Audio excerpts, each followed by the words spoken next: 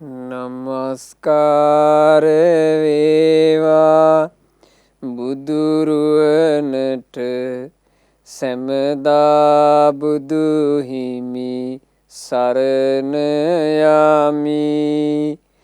නමස්කාර වේවා දම්රුවනට සැමදා සදහම් සරණ යමි.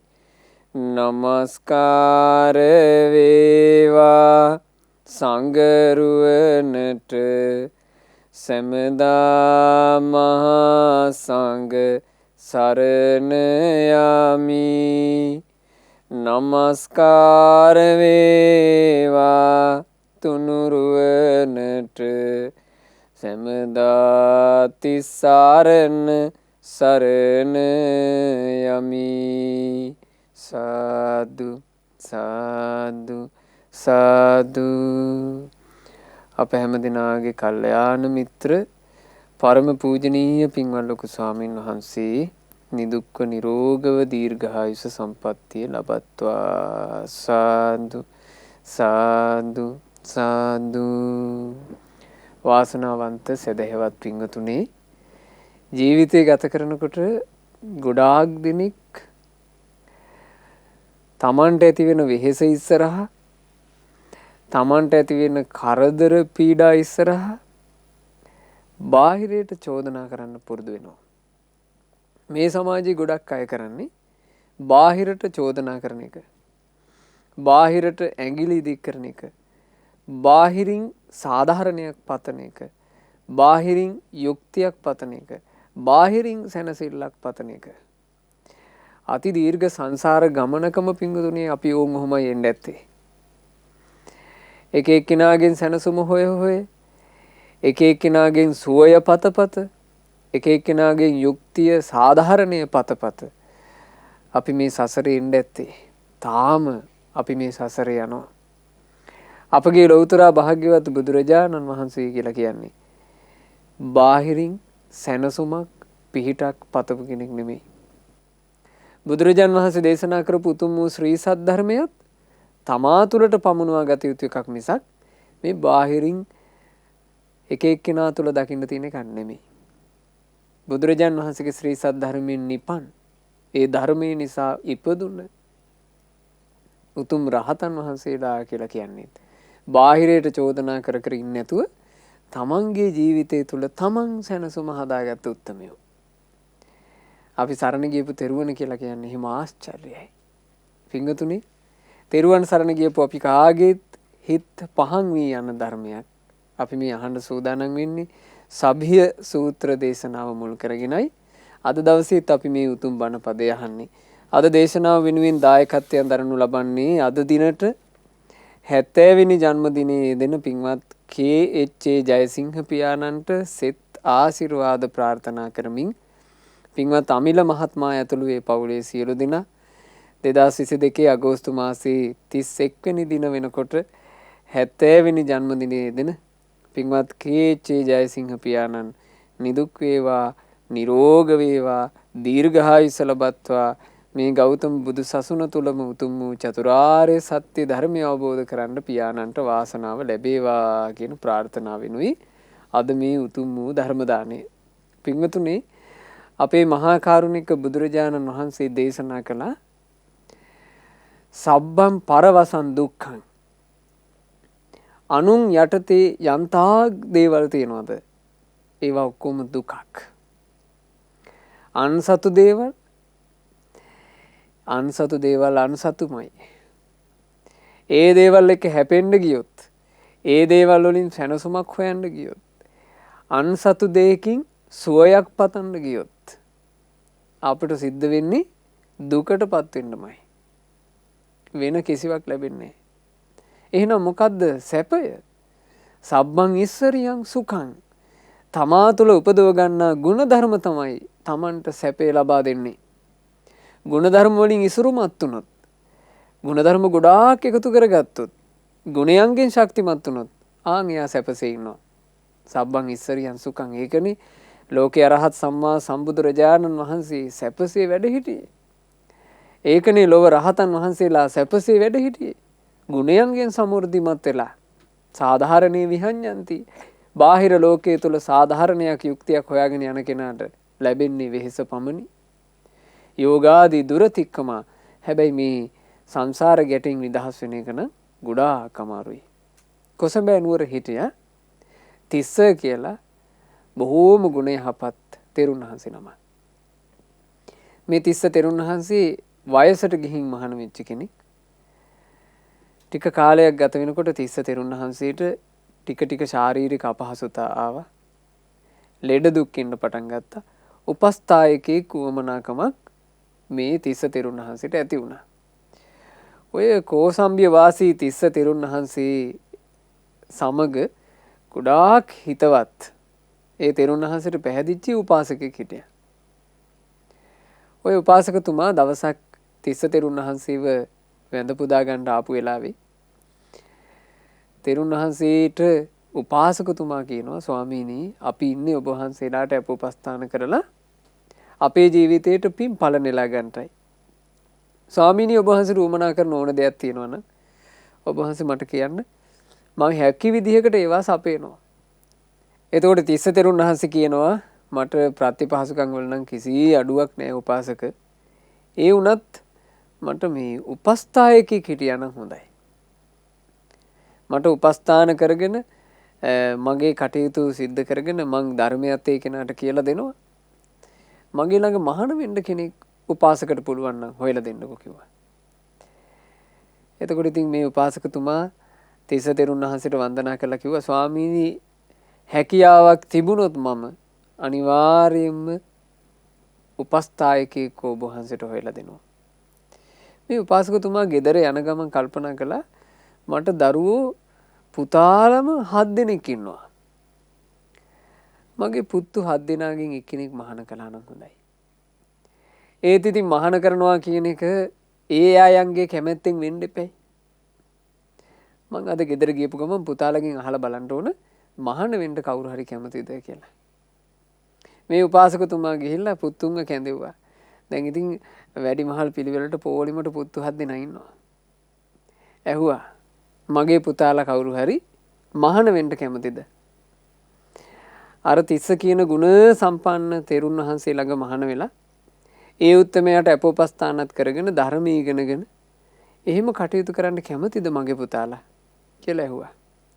එතකොට වැඩිමහල් පුතා කිව්වා තාත්තේ මට නම් බෑ.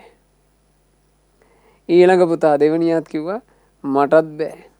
දැන් මේ පිළිවෙලින් ඔක්කොමලා බෑ බෑ බෑ කියනවා. අන්තිමයා අවුරුදු 7යි. චූටි. ඇස් ගෙඩි දෙක ලොකු පුංචි දරු පැටියෙක් හරි හුරතල්.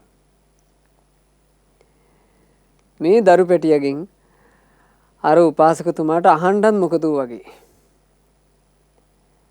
උපාසකතුමා ඒ දරුවගෙන් ඇහුවේ නෑ පුතේ මහාන වෙන්න කැමතිද කියලා.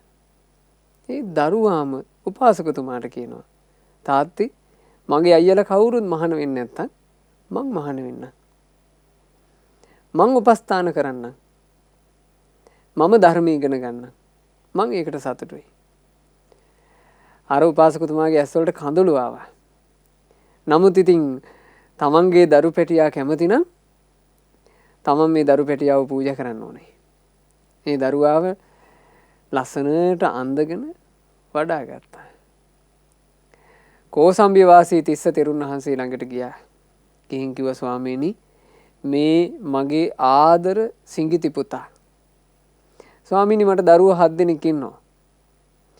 ඒ දරුවෝ 7 දෙනාගෙන් මේ පුතාට වැඩිමහල් පුතු 6 දෙනාම මහාන වෙන්න අකමැතියි. මගේ මේ චූටි පුතා තමයි මහාන වෙන්න කැමතුනේ. අනේ ස්වාමීනි ඔබ වහන්සේට මේ උපස්ථායකයා ප්‍රමාණවත් වෙයිද? තිස්ස තෙරුන් වහන්සේ බැලුවා අවුරුදු 7යි සිඟිත්තෙක්. හැබැයි අමුතු මෝරපු ගතියක් මේ සිඟිත්තා තුල පේනවා. ආදරේ හිතුණා. කිව්වා උපාසක කමක් නෑ. මම මේ සිඟිත්තාව මහාන කරගන්න. ඒ සිඟිත්තාට නම තිබ්බා තිස්ස. තිස්ස කියන නම තියලා දැන් මහාන කරන මොහොත. මහාන කරන මොහොතේ පිංගුතුනේ අර පළවෙනියටම කෙස් රොද කපලා අතට දෙනවනේ. කෙස් සම්පූර්ණයෙන් කපලා ඉවත් කරන්න කලින් ආචාර්යතුමා කරන්නේ කෙස් රොදක් කපලා මහාන වෙන කෙනාගේ අතට දෙනවා. අතට දීලා කියනවා ඔය කෙස් ගැන හොඳට හිතන්න. මේ කෙස් කියලා කියන්නේ ශරීරයේ තියෙන පිළිකුල් සහගත කොටසක්. මේ කෙස් දුර්ගන්ධයෙන් යුක්තයි. සුවඳ ගල්වා ගල්වා තමයි මිනිස්සු මේක තියාගන්නේ. මේ කෙස් දිරනවා. කෙස් දිරනකොට කෙස් කැතපාටට හැරෙනවා. ඊළඟට මේ කෙස් පස් වෙලා නැති වෙලා යන එක. ඕන් ඔහොම හිතන්න කියලා අර කෙස් රොද අතර දෙනවා. කෙස් ගැන විතරක් නෙමෙයි ලොම් ගැනත් හිතන්න. නියපොතු ගැනත් හිතන්න. ඊළඟට දත් ගැනත් හිතන්න. ඊළඟට සම ගැනත් හිතන්න. ඕකට කියනවා තච්ච පංචක කර්මස්ථානය කියලා. කේසා ලෝමා නඛා දන්තා තචෝ. කෙස් ලොම් නිය දත් සම කියන මේ පහ ගැන නුවණින් කල්පනා කරන්න කිව්වා. දැන් ඉතින් අර සාමාන්‍ය මහාන කරන ප්‍රතිපදාව ඒක නිසා ආචාර්යන් වහන්සේ මේ සිඟිති දරු පැටියාටත් මේක කියලා දුන්නා. අවුරුදු 7 මේ දරුවා තමන්ගේ චූටි අතේ තමන්ගේ කෙස් රොද තියාගෙන විමසන්න පටන් ගත්තා. ආශ්චර්යයි, අද්භූතයි, සංසාරේ පින් කරලා තියෙන කෙනෙක් මේ. මෙයාගේ ඥානෙ මුහුකුරා ගියානේ. සම්පූර්ණයෙන්ම සරාගී සිත විරාගී බවට පත් වුණා. හරි විස්මයජනකයි පින්වතුනි සංසාරේ පින් දැස් කරපු මහා පින්වන්තයෝ මේ ජීවිතය අවබෝධ කරපු විදිහ.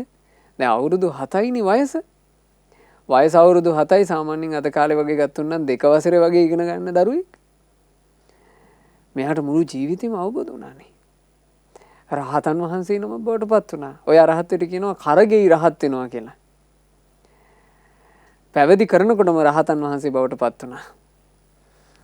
දැන් ආචාර්යන් වහන්සේ දන්නේ නැහැ මේ වැඩ ඉන්නේ අරහත්ත්වයට පත් වෙච්ච කෙනෙක් කියලා. අරහත්ත්වයට පත් වෙච්ච මේ සිඟිති රහතන් වහන්සේ පුදුමාකාර දමනයකින් යුක්තයි. පුදුමාකාර සංවරයි. ආචාර්යන් වහන්සේට පුදුම ගෞරවයකින් යුක්තයි. ආචාර්යන් වහන්සේගේ කටයුතු කිසි අඩුවක් නැතුව හොයලා බලලා කරනවා. කිසි කම්මැලිකමක් නැහැ. මේ චූටි සිඟිති ස්වාමීන් වහන්සේ කවදාවත් ඈනුම් අරින්නේ නැහැ. ආචාර්යන් වහන්සේට අදහා ගන්න බෑ. කොහොමද අපි මෙච්චර සිඟිත්තෙක් මෙච්චර පුංචි වයසේ කෙනෙක් මෙහිම දමනය වෙලා ඉන්නේ? ආචාර්යන් වහන්සේගේ හිත නිතර කිව්වා මේ සිඟිති පැවිද්දාව නම් බුදුරජාණන් වහන්සේ ළඟට එකතු කරගෙන යන්න ඕන. භාග්‍යතුන් වහන්සේ ඒ කාලේ වැඩ හිටියේ සැවැත් නුවර දෙව්රම් මහ විහෙරේ. කොසඹෑ නුවර ඉඳලා දෙව්රම් මහ විහෙරට සෑහෙන දුරක් තියෙනවා. දඹදිව වන්දනාවේ ගියපු පින්වතුන්ලා දන්නවා ඇති කොසඹෑ නුවර සිට සැවැත් නුවර දෙව්රම් මහා විහෙරට එන්න උනොත් එහෙම සෑහෙන දුරක් ගෙවාගෙන එන්න ඕන. ආචාර්යන් වහන්සේ ඔය ගැන හිතලා දවසක් තමන්ගේ පොඩි නමට කතා කළා. පොඩි නම ඔය ආස නැද්ද බුදුරජාණන් වහන්සේව දකින්න? එතකොට මේ සිඟිති පොඩි නම කියනවා නේ ස්වාමීනි ඒ මාගේ ශාස්ත්‍රුන් වහන්සේ අපට මේ සැනසෙල්ල ලබා දීපු ශාස්ත්‍රුන් වහන්සේ ලෝකයට නිවන දන් දෙන ශාස්ත්‍රුන් වහන්සේ දකින්න අනේ මං කොච්චර ආසයිද ස්වාමීනි මම හරි කැමතියි මගේ ශාස්ත්‍රුන් වහන්සේව දකින්න. ආචාර්යන් වහන්සේට හිත පැහැදුනා. හැබැයි පොඩි නම ගමන අමාරුයි. ගොඩාක් දුරයි. මඟ නැවති යන්න වෙනවා. පොඩි නමට පුළුවන් වේද ඒක උහුලන්න? අනේ ස්වාමීනි මගේ ශාස්ත්‍රුන් වහන්සේ දකින්න තබන පියවරකුත් වටිනවනේ. මගේ ශාස්ත්‍රුන් වහන්සේ දකින්නවා කියලා මම තබන පියවරකුත් වටිනවනේ. ඒ නිසා ස්වාමීනි මම බොහෝම ආසාවෙන් වෙහෙස නොතකා මං එනවා. හොඳයි පොඩි නම එහෙනම් අපි දෙන්න බුදුරජාණන් වහන්සේ බැහැ දැකලා වන්දනා කරන්න පිටත් වෙමු කියලා. දැන් ඔන්න ආචාර්යයන් වහන්සේ මේ පොඩි නමයි මේ තමන් වාසය කරපු සෙනසුන ආස්පස් කරලා බුදුරජාණන් වහන්සේ බැහැ දකින්න පිටත් වුණා. දැන් ඉතින් දවසකට ලොකු දුරක් යන්න බෑ. ආචාර්යයන් වහන්සේත් වයසයිනේ. ටික දුරක් යනවා ඔය කොහේ හරි තැනක නවතිනවා. ඊළඟ දවසේ ආයෙ ටික දුරක් යනවා කොහේ හරි තැනක නවතිනවා. දවස් 2ක් මෙහෙම ගියා. ආචාර්යන් වහන්සේ උපසම්පදා මේ පොඩි නම සාමණේර. සාමාන්‍යයෙන් උපසම්පදා භික්ෂුවක් එක්ක අනුපසම්පන්න කෙනෙක් උපසම්පදා නොවිච්ච කෙනෙක් රැයවල් 2-3කට වඩා එකට වාසය කරන්න බෑ. එහෙම ශික්ෂාපදයක් තියෙනවා. ඒ ශික්ෂා පැනවීම නිසා දැන් ඔන්න දවස් කීපේ ගත වුණා. තව දවසක් හිටියොත් එහෙම ආචාර්යන් වහන්සේට ආපත්‍යක් වෙනවා. සීලය කිලිට වීමක් වෙනවා. පොඩි නම හොඳට සීලය ගැන දැනගෙන හිටියේ. ආචාර්යන් වහන්සේට මේ ගැන සිහිපත් වුණා. නමුත් සාමාන්‍යයෙන් ගමන් වෙහෙස නිසා ආචාර්යන් වහන්සේට කල්ැතුවම කුටියේ නිින්ද ගියා. දැන් පොඩි නමත් ඒ කුටියට වෙලා ඉන්නවා. පොඩි නම කල්පනා කළා මගේ ආචාර්යන් වහන්සේට මං නිසා ආපත්‍යක් වෙන්න මං ඉඩ තියන්නේ. මම මේ කුටියේ ඉඳලා හදිසියෙ හරි මට පොඩ්ඩක් ඇහැපිය වෙලා ඒ අතරේ ඉර පෑයොත් එහෙම ආචාර්යන් වහන්සේට සීලේ කිලුටක් වෙනවා. මම ඒ නිසා මගේ ආචාර්යන් වහන්සේ වෙනුවෙන් මං සැතපෙන්නේ නැතුව ඉන්න ඕනේ. පොඩි නම එතනම වාඩි වෙලා භාවනා කළා. දැන් රාත්‍රී කළුවරේ. කුටියේ කිසිම පහනක් දැල්වෙන්නේ. ආචාර්යන් වහන්සේ ඇඳ උඩ සැතපිලා. පොඩි නම එතනම බිම පළඟ බැඳගෙන වාඩි වෙලා. එකපාර ආචාර්යන් වහන්සේට අවදි වුණා. අවදි වෙනකොටම මතක් වුණා අද මේ රාත්‍රිය පොඩි නම මේ කුටියේ වාසය කළොත් එහෙම අරුණෝදේ නැගිච්ච ගම මට අවත්‍යක් වෙනවනේ. මම පොඩි නමට ඉක්මනට නැගිටලා එළියට යන්න කියන්න ඕන. වෙනදාට සාමාන්‍යයෙන් පොඩි නම ආචාර්යන් වහන්සේගේ ඇඳ යටම ඔහොම පැදුරක් දාලා එතන සැතපෙන්නේ. ඉතින් එදත් හිතුවා ආචාර්යන් වහන්සේ පොඩි නම එහෙම සැතපිලා ඇති කියලා. පොඩි නමට අවදි කරවන්න වටාපත අතට ගත්තා.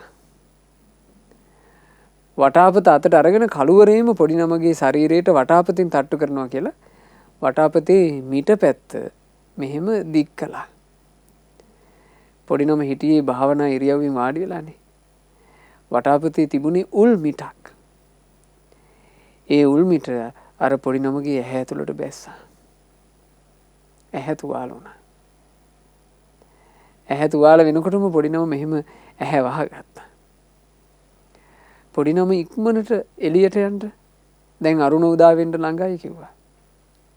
කිඳිරිලි හඬක්වත් නැතුව එහෙමයි ස්වාමීනි කියලා මේ සිඟිති රහතන් වහන්සේ නැගිට්ටා. නැගිටලා කුටියෙන් එළියට වැඩියා. උදේ අරුණෝදේ නැගුණට පස්සේ දැන් මේ රහතන් වහන්සේට මේකට බේතක් හේතක් කරගන්න කාලයක් නැහැනේ. තාම අර ඇහැ වහගෙන උදෑසන මේ තමන්ගේ ආචාර්යන් වහන්සේට මුව සෝදා ගන්න උවමනා කරන දේවල් පිළිගන්නන්න ඕන. දැහැටි ආදී. වෙනදාට අත් දෙකෙන්ම බොහෝම ගෞරවයෙන් පොඩි නම දැහැටි අරගෙන ගිහිල්ලා ආචාර්යන් වහන්සේට පිරිනවන්නේ. අද තනි අතින් මෙහෙම දැහැටි ටික අනේ ස්වාමීනි මුව දෝවණය කරගන්නට කියලා දුන්නා. දෙනකොටම ආචාර්යන් වහන්සේ කිව්වා දැන් තනි අතින් මේක අරන් එනවා දකින්නකොටම කිව්වා පොඩි නම ආචාර්යන් වහන්සේ කෙරෙහි ගෞරවයෙන් කටයුතු කරන්න ඕන නේද? එහෙම කිව්වා. ඒ කියනකොටම මේ පොඩි නම කිව්වා නේ ස්වාමීනි මට මෙහෙම සිදුවීමක් වුණානේ. අද උදෑසන මගේ ආචාර්යන් වහන්සේ මට එළියට යන්න කියලා මාව අවදි කරන්න වටාත දික් කරනකොට අනේ ස්වාමීනි වටාත්තේ මිට මගේ ඇහි වැදුණානේ. මේ ඇහි ලේ පිරීලා තියෙනවා. මං ඒකයි මේ එක අතකින් මගේ ඇස වහගෙන ඉන්නේ. අනේ ස්වාමීනි මට සමා වෙන්න අගෞරවයකින් නෙවෙයි මේ තනි අතින්. අර කෝසම්බේ වාසී තිස්ස තෙරුන් වහන්සේ මේ පොඩි නමව වැළඳගෙන ඇඬුවා. අනේ මගේ සිඟිති පොඩි නම මට සමා වෙන්න. මට සමා වෙන්න. දැන් ඔබ හිතන්න පින්වතුනි ඔහොම එකක් වුණොත්. මේ පොඩි නම අකම්පිතව ඉන්නකොට ඒක තමයි ආචාර්යන් වහන්සේට ගොඩක් දරන්න බැරි. ආචාර්යන් වහන්සේ පොඩි නම වැළඳගෙන අඬනකොට පොඩි නම තමන්ගේ ආචාර්යයන් වහන්සේට අවවාද කරනවා ස්වාමීනි අපගේ භාග්‍යතුන් වහන්සේ වදාලා නේද මේ සංසාරේ ගොඩාක් දුක් සහිතයි කියලා. ස්වාමීනි මේ දුක් සහිත සංසාරයෙන් ඈතර වීම පිණිසමනේ බුදුරජාන් වහන්සේ අපට ධර්මයේ දේශනා කළේ. මේක ඔබ වහන්සේගේ වැරද්දකුත් නෙවෙයි ස්වාමීනි. මේක මගේ වැරද්දකුත් නෙවෙයි. මේක මේ සංසාරේ. බලන්න අවුරුදු 7ක සිඟිත්තෙකුගේ වදන් අර කෝසම්බිය වාසී තිස්ස කියන වැඩිහිටි තෙරුන් වහන්සේ විස්මයටපත් වුණා. පොඩි නමගේ ඇහැට හොඳ වෙදතුමෙක් ලවා උපස්ථාන කරලා මේ ඇහැට බෙහෙත් කළා. දැන් ඇහැ ප්ලාස්ටරයකින් වහලා ඇහැ බැඳලා. එතන තුවාලේ. පොඩි නමටත් උපස්ථාන කර කර මේ ආචාර්යන් වහන්සේ භාග්‍යවත් බුදුරජාන් වහන්සේ වැඩ ඉන්න සවැත් නුවර දෙව්රම් විහෙරට එනවා. භාග්‍යතුන් වහන්සේගේ පාකමල් යුග වන්දනා කළා. ඒ බුදුරජාණන් වහන්සේව දකින්නකොට බුදුරජාණන් වහන්සේ ඉදිරියට පැමිණෙනකොට අර පොඩි නමගේ ඇහැ සම්පූර්ණයෙන් සුවපත් වුණා. බුදුරජාණන් වහන්සේ ආශ්චර්යයි, අద్භූතයි. මහා කාරුණික බුදුරජාණන් වහන්සේගේ ඒ කරුණා net සංගල අභියසට එනකොට පොඩි නම සම්පූර්ණයෙන් සුවපත් වුණා. පොඩි නම ගැන කෝසම්බිය වාසී තිස්ස තෙරුන් වහන්සේ බුදුරජාණන් වහන්සේ ඉදිරියේ කියා හිටියා අනේ ස්වාමීනි මට අදහා ගන්න බෑ මේ සිඟිත්තා ගැන. මහාන වෙච්ච දවසේ ඉඳලා ස්වාමීනි පුදුම දමනයක්, පුදුම තැම්පත්කමක්, පුදුම කීකරුකමක් වැඩිහිටි භික්ෂුවකකින් තරුණ භික්ෂුවකකින්වත් බලාපොරොත්තු වෙන්න බැරි විදිහේ පුදුමාකාර දක්ෂකම් මේ භික්ෂුන් වහන්සේ ළඟ තියෙනවා. බුදුරජාණන් වහන්සේ මේ මොහොතේ වදාළේ තිස්ස ඔබේ මේ ශිෂ්‍ය නම ඊතා කුඩා කෙනෙක් තමයි. තාම හත් හැවිරිදි වියේ තමයි. තාම සාමණේර නමක් තමයි. ඒ වුණාට මේ වැඩ ඉන්නේ ආජානීය පුරුෂයෙක්. මේ වැඩ ඉන්නේ තථාගත බුදුරජාණන් වහන්සේගේ ලය මඩලින් උපන් පුතෙක්. මේ රහතන් වහන්සේ නමයි. බුදුරජාණන් වහන්සේ වදාලා සන්තන් තස්ස මනං හෝති. ඒ රහතුන්ගේ මනස ශාන්තයි. සන්තා වාචාච කම්මච රහතුන්ගේ වචනත් ශාන්තයි. රහතුන්ගේ ක්‍රියාත් ශාන්තයි. සම්මදඤ්ඤා විමුක්තස්ස හැම කෙලෙස් ගැටයකින්ම නිදහස් වෙච්චි ඒ උත්තමයෝ උපසන්තස්සතාදිනෝ අටලෝ දහම ඉස්සරහා නොසැලී සිටිනවා. උපශාන්ත සිතින් සිටිනවා. පින්වතුනි ඒ රහතන් වහන්සේලාම හඳුන්වන්න මේ ලෝකේ ගොඩාක් නම් පාවිච්චි කළා. සබිහ සූත්‍ර දේශනාවේ සබිහ කියන පිරිවැජියා බුදුරජාන් වහන්සේ ඉදිරියට පැමිණිලා ප්‍රශ්න අහනකොට රහතන් වහන්සේලා ගැනමයි ඇහුවේ. දැන් මීට පෙර උතුම් ධර්ම දේශනා දෙකේදීම මීට පෙර දින දෙකේ ධර්ම දේශනාවලදී අපි සබිහ අහපු ප්‍රශ්න කීපයකට බුදුරජාන් වහන්සේ දීපු උත්තර ඉගෙන ගත්තා. දැන් අදත් අපි එහෙම සබිහගේ ප්‍රශ්නයකුයි ඉගෙන ගන්නේ. සබිහ මේ ප්‍රශ්නේ ඇහුවේ ගාථාවෙන්. අපිත් පින්වතුනේ සබිහ අහපු ඒ ගාථා ප්‍රශ්නය සජ්ජහායනා කරමු. මාත් සමගම කියන්න. කංකෙත්ත ජිනං වදන්ති බුද්ධා කුසලං කේන කතංච පණ්ඩිතෝති මුනීනාම කතං පෞච්චිතෝ පුට්ටෝ මේ භගවා ව්‍යාකරෝහි කවුරු ගැන පවසද්ද බුදුවරු කෙතදිනු කෙනා වශයෙන් කුමන කරුණින් යුතු කෙනාටද කුසලයයි පවසන්නේ කෙලෙසින්ද කෙනෙකුට කියන්නේ දැනමුතු කෙනායයි කෙලෙසින්ද කෙනෙකු හට මුනි කියා පවසන්නේ මාසන මේවාට දෙන්න පිළිතුරු භගවතානෙනි. ඕන්න ඔහොමයි සබි ඇහුවේ. කවුරු ගැනද බුදුරජාණන් වහන්සේලා කෙත්ත ජින කෙත දිනූ කෙනා කියලා කියන්නේ. කුමන කරුණින් යුක්ත කෙනාටද කුසල ආන් එහෙම කියන්නේ. කොහොමද කෙනෙකුට පණ්ඩිතෝ පණ්ඩිතයා දැනමුතු කෙනා කියලා කියන්නේ. කොහොමද කෙනෙකුට මුනි කියා කියන්නේ. දැන් මේ නම් හතරම පින්වතුනි රහතන් වහන්සේලාට කියන නම්. කෙත්තජින කියන්නේත් රහතන් වහන්සේටයි, කුසල කියලා කියන්නේත් රහතන් වහන්සේටයි, පණ්ඩිත කියලා කියන්නේත් රහතන් වහන්සේටයි, මුනි කියා කියන්නේත් රහතන් වහන්සේටයි. කෙත්තානි විචේය කේවලානි දිබ්බං මානුස කංච බ්‍රහ්ම කෙත්තං සබ්බ කෙත්ත මූල බන්ධනා පමුත්තෝ කෙත්ත ජිනෝතාදී පෞච්චතේ තතත්තා දෙව් මිනිස් ලෝකහා බ්‍රහ්ම ලොව යන හැම කෙත නුවණින්ම විමසමින් කෙත් මුල්ද හඳුනාගෙන කෙතට බැඳෙනා සියලු මුල් සිඳමින් සදහටම නිදහස් වුණ අකම්පිත සිතින් යුතු සත්‍යයට පත් වූ කෙනාටය කෙතදිනූ කෙනායයි කියන්නේ. එක කෙතක් තමයි දෙවියන්ගේ ලෝකය, දිව්‍ය ක්ෂේත්‍රය. ඒක එක කෙතක්, කුඹුරක්. අනිත් එක තමයි මනුස්ස ලෝකේ, ඒකත් කෙතක්, මනුස්ස ක්ෂේත්‍රය. අනිත් එක තමයි බ්‍රහ්ම ලෝකේ, බ්‍රහ්ම ක්ෂේත්‍රය. මේවා ඔක්කොම කෙත්, කුඹුරු, පැලවෙන තැන්.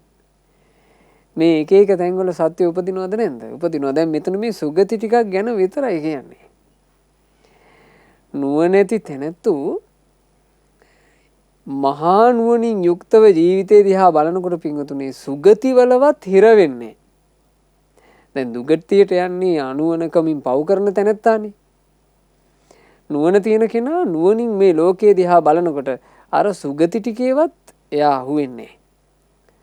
දෙවියන්ගේ කෙතත් අතහරිනවා. මනුස්ස කෙතත් අතහරිනවා. බ්‍රහ්ම කෙතත් අතහරිනවා. ඒ කෙත් ඔක්කොම හඳුනාගෙන නුවණින් හොඳට තේරුම් අරගෙන කෙතට බැඳෙන සියලු මුල් සිඳලමින් සදහටම නිදහස් වුණාද? මේ කෙත්වලට බැඳෙන සියලු මුල් කියලා කියන්නේ පින්වතුනි දස සංයෝජන වලට. දස සංයෝජන වලින් තමයි සංසාරයට බැඳලා තියෙන්නේ. මොනවද දස සංයෝජන? ඕරම් භාගයේ සංයෝජන තියෙනවා. සක්කාය දිට්ඨිය, විචිකිච්ඡාව, සීලබ්බත පරාමාසය, කාමරාගය, පටිඝය. මේ පහෙන් කාම ලෝකයට බැඳලා තියෙනවා. මේ පහ නිරේ තිරිසන් ලෝකයේ උපදින්නත් හේතු වෙනවා. යම් කිසි කෙනෙක් සෝතාපන්න ඵලයේ සාක්ෂාත් කරනකොට සක්කාය දිට්ඨි, විචිකිච්ඡා, සීලබ්බත පරාමාස කියන ඒ අකුසල් මුල් සිදී යනවා. ඒ සංයෝජන ධර්ම සිදී යනවා. ඒ සංයෝජන සිදුනට පස්සේ සතර අපායන් නිදහස්. ආය අපාය යන්නේ. අනාගාමී ඵලයේ සාක්ෂාත් කරනකොට කාමරාගයත් සිදී යනවා. පටිඝයත් සිදී යනවා. කාම ලෝකෙ මුන් නිදහස්. රහතන් වහන්සේ බවට පත් වෙනකොට උද්ධම් භාගීය සංයෝජන වන රූප රාග, අරූප රාග, මාන, උද්ධච්ච, අවිජ්ජා කියන පහෙමුන් නිදහස්. අනේ සංයෝජන ධර්ම පහම මේ 10ම සිදී යනවාට කියනවා කෙතට බැඳෙන සියලු මුල් සිඳුණා, සදහටම නිදහස් වුණා. ඒ සදහටම නිදහස් වෙච්ච මුනිවරයා අකම්පිතයි. මේ ලෝකේ කිසිම දෙයකින් ඒ උත්තමයව කම්පා කරන්න බෑ. ලාභයට කම්පා කරවන්නත් බෑ, අලාභයට කම්පා කරවන්නත් බෑ. නින්දාවෙන් කම්පා කරවන්නත් බෑ, ප්‍රශංසාවෙන් කම්පා කරවන්නත් බෑ. සැපයෙන් කම්පා කරවන්නත් බෑ, දුකෙන් කම්පා කරවන්නත් බෑ. ඒ උත්තමයව යස පිරිවරින් කම්පිත කරවන්නත් බෑ, අයසින් කම්පිත කරවන්නත් බෑ. උත්තම නිදහස්. තාදී නොසැලෙන ගුණයටපත් වුණා. අන්නේ බඳු කෙනාටයි කෙත දිනු කෙනා කියලා කියන්නේ. දැන් අර අවුරුදු 7 සිංගිති 30 කියන රහතන් වහන්සේ කෙත දිනුවා. ඒ උත්තරම හැම දෙයකින්ම නිදහස් වුණා. නොසැලෙන සිතක්, අකම්පිත සිතක් ඇති කරගත්තා.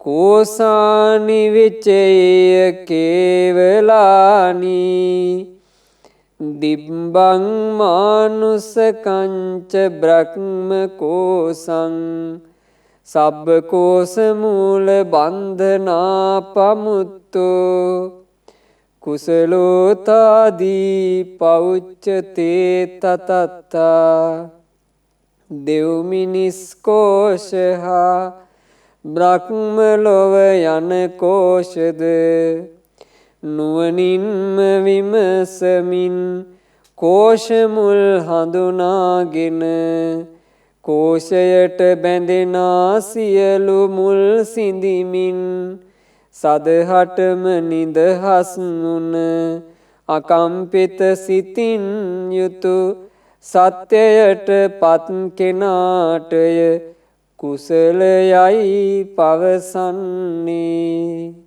බුදුරජාණන් වහන්සේ කුසල කියන අර්ථය තේරුවේ දිව්‍ය ලෝකයක් එක කෝෂයක් කිව්වා. ඒ දිව්‍ය ලෝකයේ කියන කෝෂයේත් සසරේ යන සත්වෝ වාසය කරනවා. මනුස්ස ලෝකය කියලා කියන්නේ තව කෝෂයක්. මේකෙත් සත්වෝ වාසය කරනවා. බ්‍රහ්ම ලෝකය කියලා කියන්නේ කෝෂයක්. ඒකෙත් සත්වෝ වාසය කරනවා. නුවණැති තැනැත්තා නුවණින් විමසනකොට මේ කෝෂ එකක්වත් සාරයක් නැහැ කියලා හොඳට නුවණින් තේරුම් ගන්නවා. ඒ කෝෂ අසාරයි කියලා තේරුම් ගත්තට පස්සේ කෝෂයට බැඳෙන සියලු කෙලෙස් මුල් දුරින්ම දුරු කරලා දානවා. ඒ කෙලෙස් මුල් දුරු කරනවා කියලා කිව්වේ මොනවද? දස සංයෝජන දුරු කිරීම. සංයෝජන හැම එකක්ම දුරු කරලා දානවා. සංයෝජන හැම එකක්ම දුරු කරපු රහතන් වහන්සේට කියනවා දසහංගේහි සම්පන්න කියලා. අංග 10කින් සමන්විතයි රහතන් වහන්සේ. රහතන් වහන්සේට තියෙන්නේ සම්මා දිට්ඨිය. රහතන් වහන්සේගේ සංකල්ප සම්මා සංකල්ප. රහතන් වහන්සේගේ වචන සම්මා වාචා. රහතන් වහන්සේගේ ක්‍රියා සම්මා කම්මන්ත. රහතන් වහන්සේගේ ආජීවය සම්මා ආජීව. රහතන් වහන්සේට තියෙන වීරිය සම්මා වායාම. රහතන් වහන්සේගේ සතිය සම්මා සතිය. රහතන් වහන්සේගේ සමාධිය සම්මා සමාධිය. රහතන් වහන්සේට තියෙන ඥානය සම්මා ඥානය. රහතන් වහන්සේගේ විමුක්තිය සම්මා විමුක්තිය. ඒ දස අංගවලට පත් වෙනකොට යම් උතුම් රහතන් වහන්සේ නමක් ඒ රහතන් වහන්සේ සංයෝජන 10න්ම නිදහස්. ඒ සියල්ලින්ම නිදහස් වෙච්චි අකම්පිත සිතින් යුක්තව සත්‍යයට පැමිණ වාසය කරන රහතන් වහන්සේට කියනවා කුසල දක්ෂයා. කුසල කියලා කිව්වේ මොකද්ද? දක්ෂයා කියන අර්ථේ. ඇත්තටම මේ ලෝකේ රහතන් වහන්සේලාටයි පින්වතුනි දක්ෂයා කියලා කියන්න තියෙන්නේ. බුදුරජාණන් වහන්සේ වදාලා යෝ සහස්සං සහස්සේන සංගාමේ මානුසේ ජිනේ. ඇතෙන් රණශූර රජවරු ඉන්නවා. ඒ රජවරු මහා භයංකාර යුද්ධ කරලා යුද්ධ 1000කින් දිනනවා. ඒ යුද්ධ 1000න් ජයග්‍රහණය කරාම අපි ඒ රජා ගැන කතා වෙනවනේ. ඒ රජා නම් පුදුම රජෙක්. ඒ රජා දිනුවා. ඒ රජා දිනුවා කියලා. නමුත් බුදුරජාණන් වහන්සේ වදාලා ඒ කංච ජෙය්‍ය අත්තාන. තව කෙනෙක් තමාව ජය ගන්නවා. සවේ සංගාම යුත්තමෝ අර යුද්ධ 1000ටම වඩා උතුම්ම යුද්ධය. අර යුද්ධ 1000න්ම දින්නාට වඩා උතුම්ම යුද ජයග්‍රහණය තමාව ජය ගැනීමයි. තමාව ජයගත්තේ කවුද? රහතන් වහන්සේලා. රහතන් වහන්සේලා තමාව ජයගත්තේ කොහොමද? කෙලෙස් පරද්දලා. හොඳට හිතන්න. යුද්ධ 1000කින් දිනන රජාත් රාගය ඉස්සරහා පරදිනවද නැද්ද? පරදිනවා. යුද්ධ 1000කින් දිනන රජාත් කේන්තිය ඉස්සරහා පරදිනවා. යුද්ධ 1000කින් දිනන රජාත් රැවටෙනවා, මුලාව ඉස්සරහා පරදිනවා. යුද්ධ 1000කින් දිනන රජාත් ඉරිසියාවට පරදිනවා. යුද්ධ 1000කින් දිනන රජාත් තමන් නාකි වෙනකොට තමන්ගේ ජරා දුක දකිද්දී තමන්ගේ කෙස් පැහෙනවා දකිද්දි, තමන්ගේ හම රැලි වැටෙනවා දකිද්දි, තමන්ගේ දත් හැලෙනවා දකිද්දි, තමන්ට අබල දුබලකම් හටගන්නවා දකිද්දි ගොඩාක් බීතියටපත් වෙනවද නැද්ද? බය වෙනවා. යුද්ධ 1000ක් දිනපු රජාත් භයානක ලෙඩක් තමන්ට වැළඳුනොත් එහෙම ඒ ලෙඩේ නිසා බය වෙනවද නැද්ද? හොඳටම බීතියටපත් වෙනවා. යුද්ධ 1000ක් ජය ගන්න රජාට ඔළුවේ කැක්කුමක් එනවා. රජා කලබල වෙනවද නැද්ද? මට මේ ඔළුවේ කැක්කුම ඇයි කියාක් බලාපල්ලා. මේක මොකක් හරි මට අනතුරක්ද දන්නේ වෛද්‍යවරු ගෙනල්ලා පරීක්ෂා කරවපල්ලා. කලබල වෙනවා. ඒ රජාට බඩේ කැක්කුමක් හැදුනොත් කලබල වෙනවා. යුද්ධ 1000ක් දිනු රජාත් ප්‍රිය අය වෙන් වෙද්දී කම්පා වෙලා යනවා. උහුලා ගන්න බැරුව අඬනවා. යුද්ධ 1000ක් දිනු රජාගේ ජීවිතේටත් ශෝකයේදී ශෝකයට යට වෙනවා. ඔහුත් ප්‍රිය දේ වෙන් වෙද්දී වැළපෙනවා. ඔහුට දුක් සංතාප හට ගන්නවා, තැවෙනවා. මේ තමයි යුද්ධ 1000ක් දිනු කෙනාගේ පරාජිත බව. ඒ වුණාට යම් මේ රහතන් වහන්සේ නමක් තමන්ව ජයගන්නේ රාගය පරද්දලා, ද්වේෂය පරද්දලා, මෝහය පරද්දලා, ඊර්ෂ්‍යා කුහකකම් ඔක්කොම පරද්දලා, නාකිවීම පරද්දලා, ලෙඩවීම පරද්දලා, මරණය පරද්දලා, ප්‍රියයන්ගෙන් වෙන්වීමේ දුක පරද්දලා, ශෝක වැළපීම් දුක් දුම්නස් ඔක්කොම පරද්දලා තමයි ඒ උත්තමයන් වහන්සේ රහතන් වහන්සේ බවට පත් උනේ. ඒ උත්තමයව හොලවන්න බෑ. ඒ උත්තමයව කම්පා කරවන්න බෑ. මරණය ඉදිරියේවත් ඒ උත්තමයෝ බීතියටපත් වෙන්නේ නැහැ. රහතන් වහන්සේලා තේර ගාථාවලදී දේශනා කරනවා මට මරණය ගැන අමුතු ආසාවක් නැහැ. ඒ වගේමයි මට ජීවිතය ගැන අමුතු ආසාවක් නැහැ. මම මේ පිරිනොම් පාන්ට කල් බලාගෙන ඉන්නේ හරියට රස්සාවක් කරපු මිනිස්සේ පඩියක් බලාපොරොත්තුෙන් ඉන්නවා වගේ. රස්සාවක් කරපු මිනිස්සයා ඒ රැකියා අවසානයේ බලාපොරොත්තු වෙනවා පඩියක්. එයා දන්නවා අනිවාර්යෙන් Tamanට පඩිය ලැබෙනවා කියලා. පඩි බලාපොරොත්තුෙන් එයා ඉන්නවා. ඒ වගේ රහතන් වහන්සේ නමක් මුළු මොනින්ම ජීවිතේ සැපයට පත් කරගෙන පිරිනිවෙන්ට කල් බලාගෙන සිටිනවා. තදු භයානි විච්චේය පණ්ඩරානි අඤ්ජත්තං බහිද්දාච සුද්ධි පඤ්ඤෝ කන්නං සුක්ඛමුපාතිවත්තු පණ්ඩිතෝ තාදී පෞච්චතේ තතත්තා තමාහා අනුන් යන දෙපැත්තම විමසන්නේ එහි ඇති සබෑ තතු පිරිසිදු ලෙසට දන්නේ ඉක්මවා ගොස් සියලු කළු සුදු කර්මයන් අකම්පිත සිතින් යුතු සත්‍යයට පත් කෙනාටය කියන්නේ දැනමුතු කෙනායයි. කොයි වගේ කෙනෙකුටද පණ්ඩිතයා කියලා කියන්නේ? ඥානවන්තයා කියලා කියන්නේ කොයි වගේ කෙනෙකුටද? දැනමුතු කියලා කියන්නේ කොයි වගේ කෙනෙකුටද? තමා ගැනත් හොඳ නුවණින් විමසා අවබෝධ කරගත්, අනුන් ගැනත් හොඳ නුවණින් විමසා අවබෝධ කරගත්, තමා අනුන් යන දෙපැත්ත ගැනම සැබෑ තතු පිරිසිදු ලෙසටම දත්, සියලු කළු සුදු කර්ම ඉක්මවා ගිය. කළු සුදු කර්ම කියලා කිව්වේ, කළු කර්ම කියලා කිව්වේ අකුසල්. සුදු කර්ම කියලා කිව්වේ කුසල්. කළු සුදු කර්ම කොහොම ඉක්මවා කියලා කියන්නේ සසරින් නිදහස්. මේ සංසාර ගමනේ යන්නේ පිංගුතුනේ. පින් කරගත්ත අයෝ පිනෙන් සැපවත් වෙවි සසරේ යනෝනේ. පව් කරගත්ත අයෝ පවෙන් දුකටපත් වෙවි සසරේ යනවා. ඔය ඔක්කොම සසරේ යන අය. මේ පින්පව් කුසල අකුසල් කියන හැම කර්මයක්ම දිරවලා දාන කර්මයක් තියෙනවා. ඒ මොකද්ද? ඒකට කියනවා ආර්ය අෂ්ටාංගික මාර්ගය කියලා. යමෙක් සිත කය වචනෙන් ආර්ය අෂ්ටාංගික මාර්ගය ප්‍රගුණ කරනවා කියලා කියන්නේ එයා කර්ම ගෙවෙන ප්‍රතිපදාවේ ඉන්නවා. ඒකනේ ආර්ය අෂ්ටාංගික මාර්ගයට කියන්නේ අනුත්තර වූ සංගාම විජය කියලා. උතුම් කෙලෙස් සංග්‍රාමයේ ජය ගැනීම කියලා කියන්නේ ආර්ය අෂ්ටාංග මාර්ගයට. ඒ ආර්ය අෂ්ටාංග මාර්ගයේ ඉදිරියට යන්න යන්න දුක් නැති වෙලා යනවා. සැනසීම උදා වෙනවා. ආන්නේ ආර්ය අෂ්ටාංග මාර්ගයෙන් කලසුදු කර්ම සියල්ල ඉක්මවා ගිය අකම්පිත සිත් ඇති.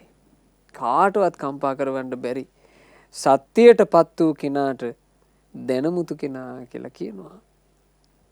අසතංච සතංච ඤත්වා ධම්මං අඤ්ජත්තං බහිද්ධාච සබ්බ ලෝකේ දේව මනුස්සේහි පූජනීයෝ සංගං ජාලමතිච්ච සෝමුනීති.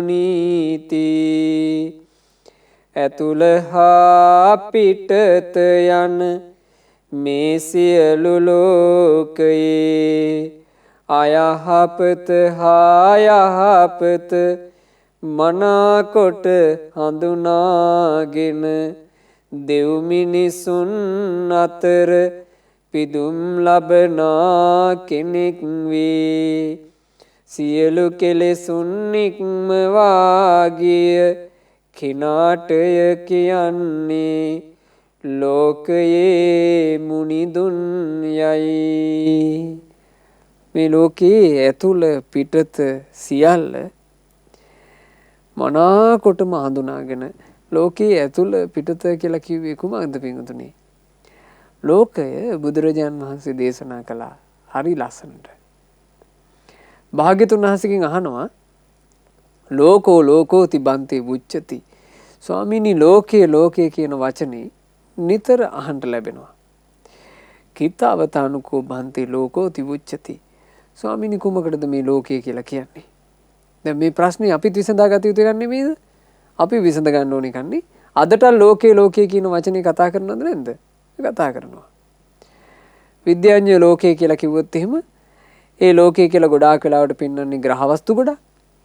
අපිට ලෝකය කියලා අපි පුංචි කාලේ ඉඳලා ඉගෙන ගත්තෙත් ඒ ග්‍රහ වස්තු ගැන. අපිට ලෝකය කියපු ගමන් මැවෙන්නේ මහ බෝල ගොඩක්. ඇතැම් බෝල වටේ නිකන් දූලි වලාත් තියෙනවා. නොඑක් දේවල් නේද අපිට මැවෙන්නේ. බුදුරජාණන් වහන්සේගෙන් අහනවා ලෝකය කුමක්ද කියලා. භාග්‍යතුන් වහන්සේ වදාලා ලුජ්ජතිති කෝ භික්ඛු තස්මා ලෝකං. භික්ෂුව සිඳී බිඳී යනවා. සිඳී බිඳී යනවා කියන අර්ථයෙන් ලෝක කියලා කියන්නේ. ලුජ්ජති සිඳෙනවා බිඳෙනවා. ඒ නිසා ලෝකය. කුමක්ද භික්ෂුව සිඳී බිඳී යන්නේ? ඇස සිඳී බිඳී යනවා. කන සිඳී බිඳී යනවා. නාසය සිඳී බිඳී යනවා. දිව සිඳී බිඳී යනවා. කය සිඳී බිඳී යනවා. මනස සිඳී බිඳී යනවා. මේ තමයි ආධ්‍යාත්ම ලෝකය. තමාගේ යයි සලකන ලෝකය. මේකෙන් තමයි අපි මේ හැම එකකටම එකතු වෙලා ඉන්නේ. බලන්න අපි ඇස් දෙකෙන් රූප බලනවා. රූප කියලා කියන්නේ ලෝකේ. රූප නැසී වෙනසී යනවා. බලන්න අපි කන් දෙකෙන් ශබ්ද අහනවා. ශබ්ද කියලා කියන්නේ ලෝකය. ශබ්ද සිඳී බිඳී යනවා. අපි නාසයෙන් ගඳ සුවඳ ආග්‍රහණය කරනවා. ගඳ සුවඳ කියලා කියන්නේ ලෝකය. ගඳ සුවඳත් සිඳී බිඳී යනවා. අපි දිවෙන් රස විඳිනවා. රසයන් කියලා කියන්නේත් ලෝකය. සිඳී බිඳී යනවා. අපි කයෙන් පහස ලබනවා. පහස කියලා කියන්නේ ලෝකය. සිඳී බිඳී යනවා. ඊළඟට අපිට හිතට එක එක ඒවා හිතෙනවා. අරමුණු වෙනවා. අරමුණු කියලා කියන්නේ ලෝකය. මොකද ඒ අරමුණුත් සිඳී බිඳී යනවා. ඇස කන නාසය දිවකය මනස කියලා කියන්නේ ඇතුළත ලෝකය. රූප ශබ්ද ගන්ධ රස පහස අරමුණු කියලා කියන්නේ බාහිර ලෝකය. මේ ලෝක දෙකම ගැන කෙනෙක් හොඳට අවබෝධ කරගත්තා නම් අයහපත යහපත මනාකොට හඳුනගත්තා නම් මේ තමයි අයහපත. මේක තමයි පව. මේක තමයි අකුසලයේ.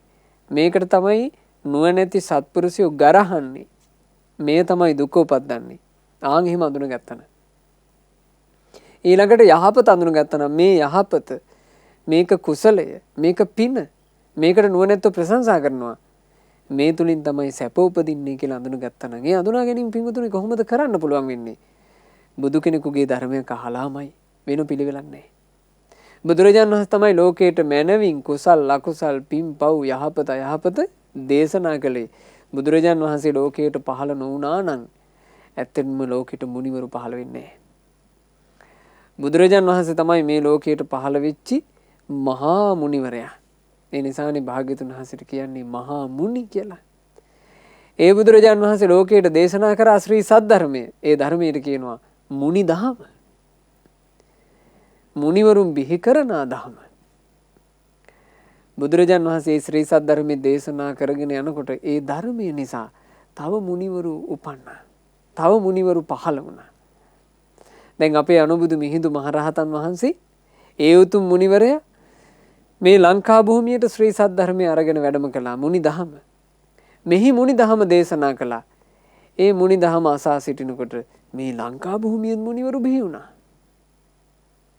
මේ ලක්බි මේ කොච්චර මුනිවරු බිහි වුණාද කියලා කියන්නේ ඔය රුවන්වැලි සෑයේ ඉදි වෙන කාලේ සෑ රජාණන් වහන්සේගේ එක එක මහා පින්කම් කරනකොට රහතන් වහන්සේලා වැඩම කරනවා අහසින්. වැඩම කරන්නේ අනුරාධපුරයට. අනුරාධපුරයේ පැත්තේ අම්මලා කුඹුරු කරලා වී පැදුරු වේලන්න එළිය දාලා තිනවා. වී පැදුරු වේල ගන්න විදිහක් නේ. අහසේ වලාකුළු යන්නේ රහතන් වහන්සේලා වඩිනවා. මේ කාලේ මිනිස්සු කතා වෙලා තියෙනවා අපේ වී පැදුරක් වේල ගන්න බැරි තරම් අහස් ගැබින් රහතුන් වඩිනවා නෝය කියලා. එහෙම කාලයක් තිබුණා. අද කාලේ මිනිසුන්ට ඒවා කියනකොට කියනවා ඔය ගොතපු කතා. ඕවා බොරු. ඕවා කොහේ වෙන්නද? මිනිස්සු කොහෙද අහසින් ගියේ? මිනිස්සු අහසින් යනවනම් මිනිසුන්ට ප්ලේන් ඕන නැතුව කොහොම යන්නද? අද මිනිසුන්ට පේන දිහා බලාගෙන අද මිනිස්සු එහෙම කියනවා. නමුත් එදා අනුරාධපුර පැත්තේ රහතන් වහන්සේලා වැඩ හිටපු යුගයේ හිටපු මිනිස්සු ඒ දේවල් දැහැෙන් දැක්කා. ඒ දේවල් දැක දැක හිත පහදව ගත්තා. ඒ මිනිසුන්ට ඇස් වලින් දකින්න පින් තිබිච්ච දේ අපේ ඇස් වලින් දකින්න පින නැහැ කියලා. අපි කවදාවත් ඒකට ගරහන්න හොඳ නැහැ. අපි කවදාවත් ඒක නිකන් හෙලා දැකලා කතා කරන්න හොඳ නැහැ. මොකද පින්තුන් ලෝකේ රහතන් වහන්සේලා කියලා පිරිසක් හිටියා. ඒ රහතන් වහන්සේලා ආශ්චර්ය මනුස්ස ගණයට අයිති වෙනවා. හේතුව ඒ රහතන් වහන්සේලා බිහි වුණේ ලෝකයට පහළ වෙන අතිශයින්ම ආශ්චර්ය මනුස්ස රත්නය නිසා. ඒ රහතන් වහන්සේලා බිහි කරපු ලෞතර භාග්‍යවත් බුදුරජාණන් වහන්සේට කියන්නේ ආශ්චර්ය මනුස්ස කියලා. ආශ්චර්යවත් මනුස්ස රත්නය කියලා. ඒ රහතන් වහන්සේලා දෙව් මිනිසුන් අතරේ පිදුම් ලබන කෙනෙක් බවට පත් වෙනවා. රහතන් වහන්සේලාට දෙවියනුත් නුවණැති දෙවියනුත් වඳිනවා. නුවණැති මිනිස්සුත් වඳිනවා. හේතුව යාවතා භික්කවේ සත්තා වාසා. මහණෙනි යම්තාක් මේ ලෝකේ සත්වයෝ වාසය කරන තැන් තිබේද යාවතා භවග්ගං යම්තාක් භවග්‍රයෝ තිබෙද්ද ඒතේ අග්ගා ඒතේ සෙට්ඨා ලෝකස්මින් යදිදං අරහන්තු ඒ සියල්ලටම ඉහළින් මේ ලෝකේ අග්‍රව වැඩ සිටින්නේ ශ්‍රේෂ්ඨව වැඩ සිටින්නේ රහතන් වහන්සේලා. සියලු කෙලෙස් ඉක්මවා ගිය ඒ රහතන් වහන්සේට කියනවා මුනි කියලා. මුනිවරයා කියලා. ඉතින් සබ්බිහිර සූත්‍ර දේශනාවේ අන්තර්ගත මේ අර්ථ අපි හොඳට අපේ හිතවල රඳවාගෙන උතුම් තෙරුවන ගැනම පිංගුතුනේ හිත පහන් කරගනිමු. තෙරුවන ලෝකයට පහළ වෙච්ච නිසා තමයි මෙබඳු අතිශය ආශ්චර්යවත් අකම්පිත සිත් ඇති රහතුන් ගැන අපිට අහන්න ලැබුණේ. ඒ රහතුන් ගැන සිත් පහදව ගන්න ලැබුණේ. රහතුන් ලොවට බිහි කරපු ආශ්චර්යවත් දහම්පද අපිටත් සවම්පතින් අහලා හිත පහන් කරගන්න ලැබුණේ. තෙරුවන් සරණ මුණ ගැහිච්චි මේ දුර්ලභ මනුස්ස ජීවිතේ අපට තෙරුවනේ පිහිට තෙරුවනේ සරණ මනාකොට සලසාගෙන මේ ගෞතම සාසනයේ ධර්මාවබෝධයෙන් සැනසෙන්න වාසනාව ලැබේවා. සාදු සාදු සාදු. රැස්කල උදාරතර පුණ්‍ය ධර්මයේ අපි අනුමෝදන් කරමු. අද දවසේ 70 වෙනි ජන්මදිනයේ යෙදෙන පින්වත් කේ.එච්.ඒ. ජයසිංහ පියාණන්හට මේ සියලු පුණ්‍ය ධර්මයන් අනුමෝදන් වෙත්වා අනුමෝදන් වෙත්වා අනුමෝදන් වෙත්වා. උතුම් ධර්ම දානමේ පිනේ ආශිර්වාදේ රත්නත්‍රයේ ආශිර්වාදේ දෙවියන්ගේ ආශිර්වාදේ පියාණන්ට සැලසේවා. පියාණන් නිදුක් නිරෝග සුව ලබත්වා දීර්ඝායුෂ ලබත්වා මේ ගෞතම බුදු සසුන තුළම උතුම් වූ චතුරාර්ය සත්‍ය ධර්මය අවබෝධ කරන්ට වාසනාව ලැබෙත්වා. සාදු සාදු සාදු. සියලු දෙවියෝ සතුටු සිත් උපදවාගෙන මේ පින අනුමෝදන් වෙත්වා. පින් අනුමෝදන් වන සියලු දෙවිවරු දිව්‍ය සැපයෙන් දිව්‍ය ආශ්චර්යයෙන් වැඩෙත්වා. දෙවියන්ගේ නිරන්තර ආරක්ෂාව ආශිර්වාදය අප සියලු දෙනාට දෙවියෝ නොඅඩුව සලසත්වා. සාදු සාදු සාදු. රැස් කරගන්ට යෙදුනා වූ සියලු පුණ්‍ය ධර්මය අපගේ ගුරු දේවෝත්තම කල්යාණ මිත්‍ර පරම පූජනීය පින්වත් ලොකු ස්වාමින් වහන්සේටත් මහමෙවුනා වාසී රටලෝක වාසී සිල්ගුණ පුරණ මහා සංඝරත්නයටත් පින්වත් අනගාരികා මෑණියන් වහන්සේලාටත් සිල් මෑණියන් වහන්සේලාටත් අනුමෝදන් වෙලා ඒ වගේම පැවිදි අපේක්ෂාවෙන් සිටින උපාසක උපාසිකාවන්ටත් අනුමෝදන් වෙලා නිදුක් නිරෝග සුව ලබත්වා ගෞතම සසුනේම ධර්ම අවබෝධයෙන් සැනසේවා. සාදු සාදු සාදු.